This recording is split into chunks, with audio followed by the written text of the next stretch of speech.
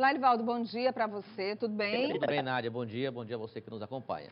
Elivaldo, daqui a pouco tem a Expoap, né, já começando por esses dias lá no Parque de Exposição, mas a gente tem uma ameaça da febre aftosa? Nádia, o governo ainda não revelou publicamente, mas já decidiu, vai prorrogar o prazo de vacinação do rebanho contra a febre aftosa até o final de dezembro. A campanha terminaria ontem, último dia de novembro. No entanto, a meta, Nádia, ficou longe, distante demais de ser atingida.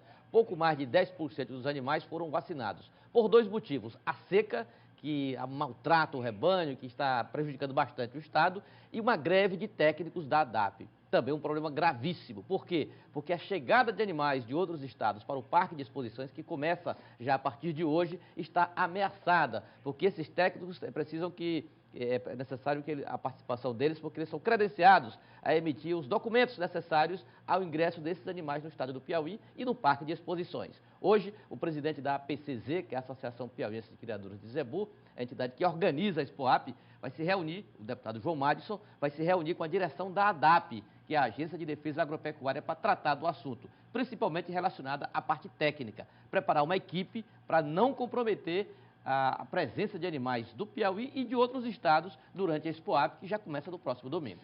Agora, Elivaldo, o Brasil pode sofrer um grande retrocesso em 2016 por falta de recursos. As eleições do próximo ano podem voltar a ser manuais, sem a urna eletrônica, na famosa cédula de papel. Vamos ver na reportagem?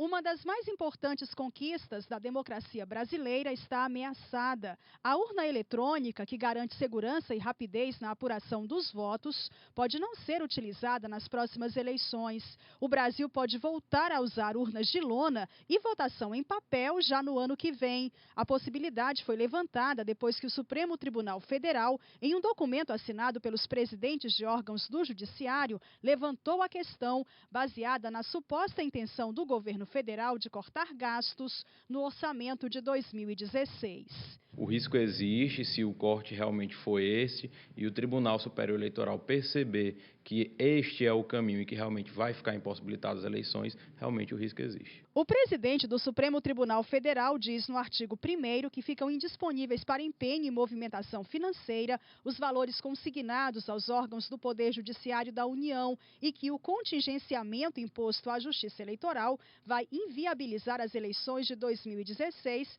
por meio eletrônico. A portaria é assinada pelos presidentes do STF, TSE, TST e STM. Um retrocesso muito grande, tendo em vista que as urnas eletrônicas hoje demonstram uma eficiência muito grande no processo eleitoral, demonstram que não existe nenhum tipo de burla, até hoje não ficou comprovado ao processo eleitoral. Então, nós sairmos da urna eletrônica e voltarmos para a urna de lona seria um retrocesso. O documento, uma portaria do Conselho Nacional de Justiça, diz que o Brasil pode abandonar o uso das urnas eletrônicas já a partir do próximo ano. Um modelo introduzido no país desde 1996 e que é considerado por vários países do mundo como a forma mais rápida e segura de votação e totalização dos votos. Com a urna eletrônica é possível saber em pouco tempo quem de fato venceu uma eleição. A tentativa de alertar o Congresso Nacional, alertar os deputados, os senadores, para que determinado corte no orçamento possa vir a ser prejudicial nas eleições do próximo ano. Só pode ser piada de mau gosto isso aí, não?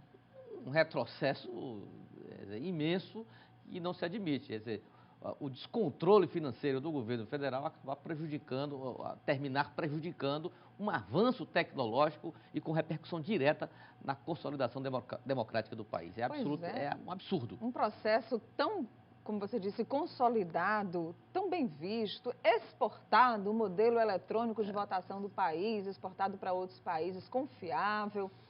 Sei não, viu? Esperar para ver, tomara que seja só uma piada de mau gosto assim de final de ano. Seja resolvido.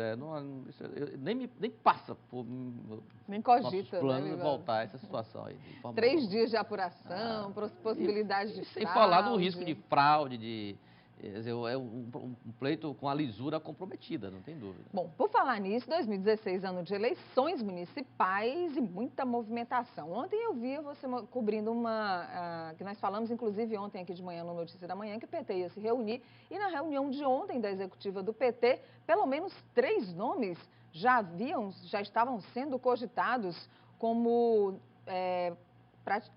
possibilidades, né, como alternativas do PT para disputar a Prefeitura de Teresina em 2016. A gente falava até que essa candidatura própria era letra morta no PT, não lembra? Ontem pela manhã aqui no Ponto de Vista. Aí eu fui lá para a reunião, essas imagens aí são da reunião, e aí o secretário de governo, Merlong Solano, foi o nome mais comentado como pré-candidato do partido à Prefeitura de Teresina no próximo ano. E ele mesmo, depois, concedendo a entrevista para a imprensa, ele falou o seguinte, que o nome dele está à disposição e que defende candidatura própria. Se não for o dele, que seja outro, mas o PT não pode deixar de disputar a Prefeitura de Teresina. Ou seja, no Partido dos Trabalhadores, com toda essa crise, com toda essa situação adversa ao PT, em Teresina, o partido pretende entrar no debate com a cara própria, ou seja, com candidato próprio na disputa da principal prefeitura do Piauí. Além de Merlong, quais são as outras alternativas? Lá foram citados o secretário Rafael Fonteles. E o de Justiça. E de Justiça Daniel Oliveira, os dois citados. Mas o nome que já havia sido comentado até antes, desde o início do ano, ou do meio do ano, aliás, é do secretário de governo Merlong Solano, o nome mais forte. E o presidente do River? Bom, isso no PT. Agora, futebol e política. Afirmam até que são dois aspectos que caminham muito parecidos, é o estilo. O presidente do River, Eliseu Aguiar, está sendo lançado pré-candidato a prefeito de Teresina. E ontem eu conversei com ele, Nádia, por telefone, e ele admitiu realmente essa hipótese. Afirmou que não vai entrar em aventura. O principal problema do Eliseu Aguiar hoje, o presidente muito bem no esporte, River na crista da onda, digamos assim, com uma visibilidade muito boa. Agora, politicamente, Eliseu Aguiar, Nádia, ele é filiado ao PSB e lá tem problemas com ele. Lá ele entrou no partido para viabilizar uma candidatura de deputado federal, na época que o governador era Wilson Martins, não conseguiu. Lembrando e que deve ele saiu estar do PTB, saindo né? do partido. Saiu do PTB, foi para o PSB e está saindo do PSB também.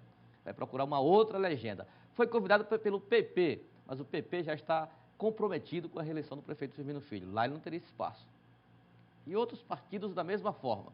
O certo é que ele tem até março para definir sua situação partidária e viabilizar a sua candidatura a prefeito de Teresina. Ele pessoalmente, está muito animado com essa tese, com essa possibilidade. Só basta agora arrumar o partido. Só falta arranjar o partido. Eliseu Aguiar já foi vereador na capital e foi deputado federal, curto período de tempo, e que pretende voltar à política disputando o principal cargo da capital piauiense, o de prefeito de Teresina. Vamos à última?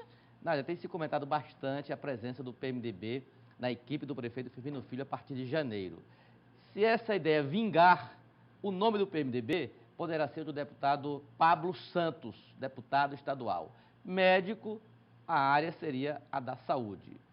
Mas tudo não passa de especulação, de projeções. O prefeito Firmino Filho está calado quanto a essa possibilidade. Mas, se o PMDB emplacar o nome no primeiro escalão do prefeito Firmino Filho, o nome mais comentado e mais certo é o do deputado Pablo Santos. Obrigada, Elivaldo, que volta logo mais ao meio-dia no Jornal do Piauí, aqui na TV Cidade Verde, já na coluna Tempo Real. E aqui até amanhã, né? Até amanhã, direto... Amanhã, quarta-feira, estamos aqui. Amanhã você está aqui? Estamos. Em Teresina? Fé em Deus, tranquilo. Né? Se você me chamar, estarei aqui, com certeza. Tá bom, até amanhã.